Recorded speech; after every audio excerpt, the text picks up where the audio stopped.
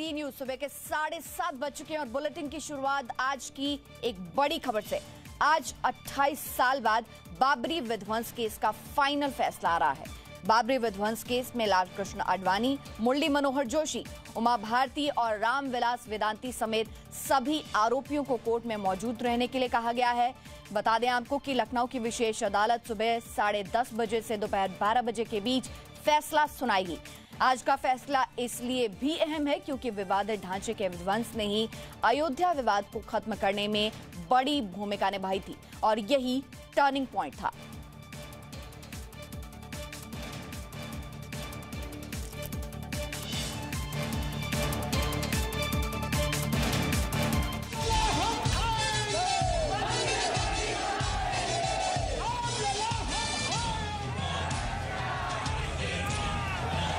गोली नहीं चलाऊंगा, गोली नहीं चलाऊंगा, गोली नहीं चलाऊंगा। जहाँ राम का जन्म हुआ था।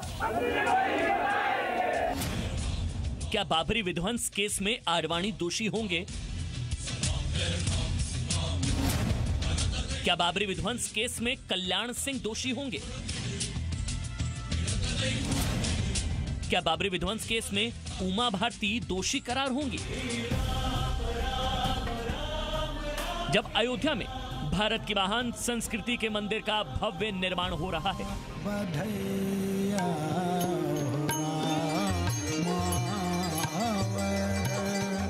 जब अयोध्यापुरी श्री राम के मंदिर का महोत्सव मना रही है, तब अयोध्या में बाबरी विध्वंस के 28 साल बाद सबसे बड़ा फैसला आ रहा है।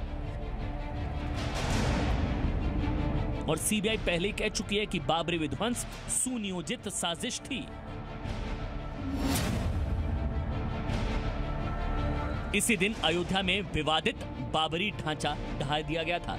बाबरी विध्वंस केस में आडवाणी, मुरली मनोहर जोशी, बाला साहेब ठाकरे, रामविलास वेदांती और उमा भारती समेत 49 आरोपी बनाए गए थे। इनमें से अब सिर्फ 32 आरोपी ही जीवित हैं। बाबरी विध्वंस केस के आरोपी डॉक्टर रामविलास वेदांती कह चुके हैं कि इस केस में उन्हें उम्र कैद मिले या फांसी, ये उनका सौभाग्य होगा। 30 तारीख को फैसला आने वाला है और यदि 30 तारीख के फैसले में हमको फांसी हो जाती है तो इससे बड़ा सौभाग्य मेरा कुछ नहीं होगा। कि 30 तारीख के फैसले में हमको आजीवन कारावास हो जाता है तब भी मेरे लिए बहुत बड़े सौभाग्य की बात है कि रामलला के नाम पर, राम जन्मभूमि के नाम पर, भगवान राम के नाम पर, अयोध्या के नाम पर जेल जाने का पुनः सौभाग्य प्राप्त हो रहा है। मैं राम जन्मभूमि के लिए 25 बार जेल गया, ये 26वां बार होगा तो मेरा सौभाग्य होगा। बाबरी विध्वंस के बाद 27 अगस्त 1993 को यूपी सरकार ने इससे जुड़े सभी केस सीबीआई को दे दिए थे, लेकिन 16 साल तक सीबीआई कोर्ट में फैसला लटकने के बाद सुप्रीम कोर्ट ने बाबरी विध्वंस केस में आदेश दिया। 19 अप्रैल 2017 को सुप्रीम कोर्ट ने यह फैसला सुनाया कि बाबरी विध्वंस केस में रोजाना सुनवाई हो और केस से जुड़े जज का ट्रांसफर नहीं होगा। इसके बाद लगातार चली सुनवाई में अब फैसले की घड़ी आई है। 354 गवाह पेश हो चुके हैं, उनको परीक्षित किया जा चुका है। 31 अगस्त को हमने लिखित बहस दाखिल कर दी थी, 1 सितंबर को मौखिक बहस की थी, कल फाइनल इसका जजमेंट है। इस मुकदमे का, जो कि इस देश का एक ऐतिहासिक मुकदमा है, इस ऐतिहासिक मुकदमे के फैसले का दिन है जो ऐतिहासिक दिन होगा। बाबरी विध्वंस केस में 32 आरोपियों में सबसे अहम 7 आरोपी हैं जिनको सजा होगी या नहीं, इस पर पूरे देश की निगाहें हैं। सबसे पहला नाम लालकृष्ण आडवाणी। 1990 में लालकृष्ण आडवाणी ने ही राम मंदिर आंदोलन को आगे बढ़ाया और प्रधानमंत्री नरेंद्र मोदी उनके सारथी बने। सीबीआई की चार्जशीट के मुताबिक आडवाणी बाबरी विध्वंस के मुख्य आरोपी हैं। अशोक सिंघल, दिवंगत बीएचपी अध्यक्ष, सीबीआई चार्जशीट के मुताबिक अशोक सिंघल नारा लगवा रहे थे, रामलला हम आएंगे, मंदिर वहीं बनाएंगे। बीजेपी नेता मुरली मनोहर जोशी, सीबीआई की चार्जशीट के मुताबिक 6 दिसंबर को मुरली मनोहर जोशी भी बाबरी ढांचे के पास मौजूद थे और विध्वंस तक वहीं रुके। बीजेपी नेता उमा भारती, सीबीआई की चार्जशीट के मुताबिक उमा भारती भीड़ को उकसाने का काम कर रही थी। लिबरहान आयोग की रिपोर्ट में उमा भारती दोषी बताई गई। कल्याण सिंह, उत्तर प्रदेश के पूर्व मुख्यमंत्री, आरोप है कि कल्याण सिंह ने बाबरी विध्वंस रोकने के लिए कोई कार्रवाई नहीं की और लोगों को विध्वंस के लिए उकसाया। बीजेपी नेता विनय कटियार, आरोप है कि विनय कटियार हजारों कार सेवकों को लेकर अयोध्या पहुंचे और बजरंग दल के कार्यकर्ताओं को बाबरी ढांचा गिराने के लिए उकसाया। कांग्रेस ने इसको केस को बढ़ा चढ़ा करके काम किया है, चलाने का काम किया है, तो कांग्रेस की ये सारी देन है। लेकिन अब मुझे लगता है कि कांग्रेस का पूरी तरह से पर्दाफाश होने वाला है। जैसे आपने कहा कि ढांचा विवादित था, विवादित नहीं था, वो कोई विवाद नहीं। वो राम मंदिर है था, जीर्ण शीर्ण अवस्था में था, अब वो गिर गया। अब उसके लिए लड़ाई क्यों लड़ना? हम इस वक्त लखनऊ में अयोध्या प्रकरण की विशेष अदालत के बाहर मौजूद हैं। सीबीआई की विशेष अदालत अयोध्या में 1992 में विवादित ढांचा विध्वंस मामले में फैसला सुनाएगी और ये फैसला काफी अहम होगा क्योंकि इसमें कुल 49 लोगों के खिलाफ सीबीआई ने चार्जशीट दाखिल की थी, जिसमें से 32 लोग आज भी जीवित हैं, जो जिन्हें उपस्थित रहने के निर्देश दिए गए हैं और काफी बड़े नाम हैं। लाल कृष्ण आडवाणी, मुरली मनोहर जोशी, उमा भारती, कल्याण सिंह, विनय कटियार, साध्वी रितंभरा, लल्लू सिंह, इसके अलावा कई और नाम हैं जो यहाँ पर मौजूद रहने के निर्देश जिन्हें दिए गए।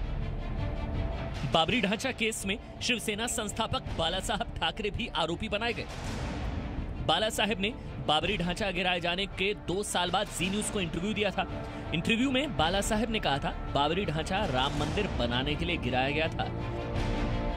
बाबरी मस्जिद गिराने दी गई है, इसके नीचे हमारा जो टेंपल था, मंदिर था राम का, वो हमने ऊपर लाया।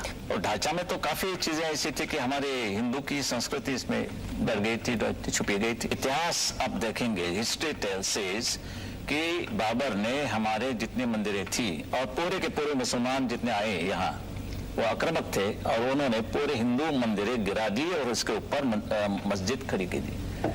और अभी हम तो आजाद हो गए हैं, हमारे कर्तव्य है कि जो मस्जिद है वो गिराने के बाद हमारे मंदिर हम वहां खड़े कर दें। सीबीआई कोर्ट ने बाबरी ढांचा विध्वंस केस में सभी आरोपियों को पेश होने के लिए कहा है, लेकिन कोरोना संक्रमण के चलते उमा भारती और ज्यादा उम्र की वजह से लाल कृष्ण आडवाणी, कल्याण सिंह, नित्य गोपाल दास के मौजूद रहने पर सस्पेंस है। विशाल पांडे, जी मीडिया, लखनऊ। और हमारे संवाददाता विशाल पांडे हमारे साथ जुड़ चुके हैं। विशाल, 28 साल पुराना मामला है और कहा जाता है कि अयोध्या मामले में ये टर्निंग पॉइंट था और अब इस पर फैसला आ रहा है। आप इसको किस तरह से देखते हैं? देखिए जीविका, क्योंकि 28 साल बाद इस पर फैसला आएगा। 2 अलग अलग तरह के मुकदमे दर्ज किए गए थे, 197/92 और 198/92। ये जो 2 मुकदमे थे, पहले एफआईआर में लाखों कार सेवकों के ऊपर एफआईआर दर्ज की गई थी। जो दूसरी एफआईआर दर्ज कराई गई थी जिसका नंबर 198 है, उसमें 8 जो विश्व हिंदू परिषद, बीजेपी और बजरंग दल से जुड़े बड़े नेता थे उनका नाम रखा गया था और एक लंबी प्रक्रिया इसमें कानूनी तौर पर चलती रही। कई कोर्ट में गई, बाद में सुप्रीम कोर्ट के निर्देश पर इन दोनों मुकदमों को एक साथ करके लखनऊ की सीबीआई की विशेष अदालत में इस पर सुनवाई हुई और अब आज फैसला आएगा लगभग सुबह 11 बजे के आसपास। क्योंकि देखिए, इसे एक टर्निंग पॉइंट माना जाता है 1992 की इस घटना को, लेकिन आज इस पर क्या फैसला आता है, क्योंकि हमने जो तमाम लोगों से बातचीत की उनका यह कहना है कि उन्हें राजनीतिक साजिश के तहत फंसाया गया था, चाहे वो विनय कटियार हो या फिर लल्लू सिंह हो, जो 3 भारतीय जनता पार्टी के मौजूदा सांसद हैं जो इस वक्त कोर्ट में मौजूद रहेंगे सुबह 11 बजे